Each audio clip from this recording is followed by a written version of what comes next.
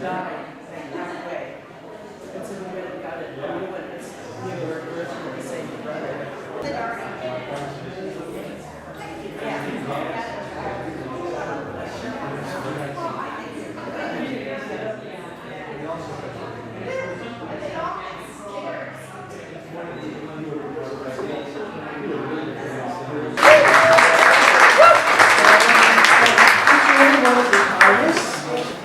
Contributed to this.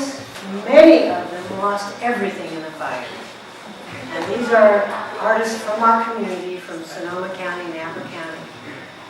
And I took about a month and got names of people and visited each of their makeshift or new studios in many instances, and saw the work that they were doing, saw the things that they had saved from their own destruction, the destruction of their own studios and homes. And I was met with upbeat, I can do this, I can move through this. So what we found in digging through the ashes, that there was a lot of porcelain and dishes left over. And I am a mosaic artist, and so this is what came from that. These are actually Carol Pagall, who her family lost their house, so this is just a mosaic that I made based on what she found in the ashes. And I did about 24 of these for different people in the community. I created a project called Firestorm Mosaics, where myself, I did, like I said, 24 mosaics for people, and listed to other artists who did mosaics, and then also hosted 2 different workshops where people who had lost their homes brought their own materials that they dug up and were able to make mosaics for themselves. But we lost somewhere in the neighborhood of about 1,500 works of art. It was quite a devastating experience, but we're on the mend and we'll rebuild it. My name is Mima Cataldo. I'm a Petaluma resident, and been a social documentary photographer for many years. So I started at Coffey Park, and what I really was interested in doing when I went there was photographing items that had not burned, that were still left in backyards, that really began to tell stories about who these people were who had lived in these homes. So these objects that I photographed in the backyards were things like outdoor furniture, a child's playhouse that had melted, a swimming pool that was filled with all kinds of debris, and very devastating scenes.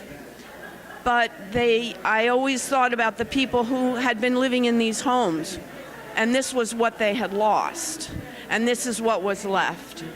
So I always felt that I was thinking about them as I was photographing, wondering who they were, where they were, just what that experience must have been like for them. What would it be like if you had 5 minutes to get out of your house? What would you bring? And I found myself thinking about that all the time. Completely impressed with the people in Petaluma who, all my neighbors, everybody I knew, went and either invited people to live with them, some of them were their friends, and some were complete strangers.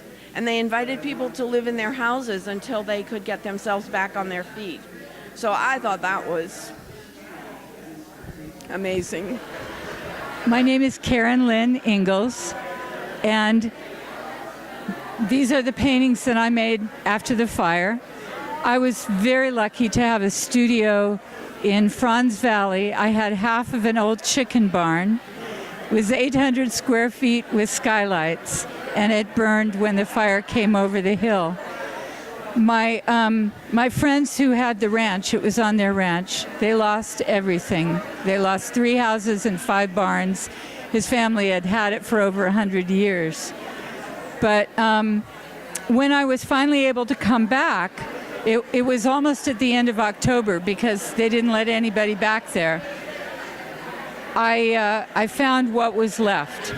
And There was a corrugated metal roof that had kind of collapsed over the remnants of metal equipment and furnishings.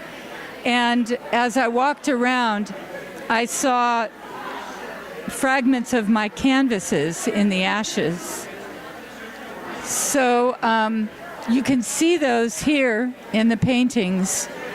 I didn't collect them at first. I went home and I woke up the next morning and I felt dead inside.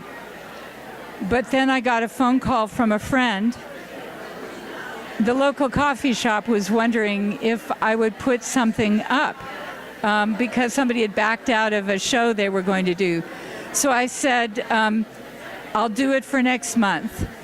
I went back and I dug up the ashes, and you can see the fragments of the canvas there.